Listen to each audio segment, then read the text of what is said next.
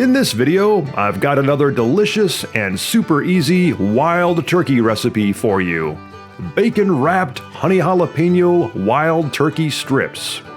Now, of course, you don't specifically have to use wild turkey, as domestic, store-bought turkey will work just fine too. But if you're a turkey hunter looking for a fast and easy way to cook up some of your bird, then you'll definitely have to give this recipe a try.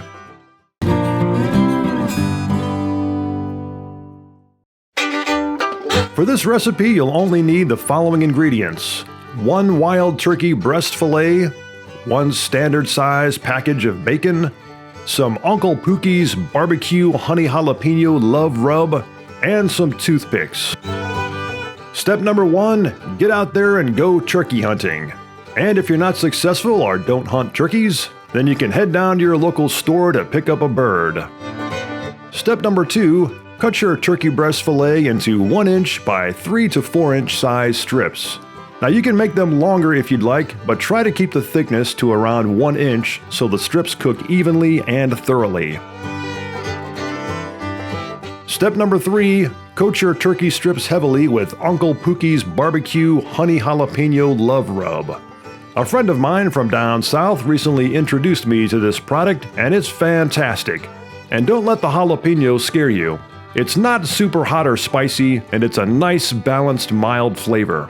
You can get this rub on Amazon, so I'll leave a link in the video description below if you'd like to check it out. Step 4. After your turkey strips are rubbed down heavily with the seasoning, cut your bacon in half and use 1/2 strip of bacon to wrap around each strip. You can keep the bacon in place by using 1/2 of a toothpick on each end.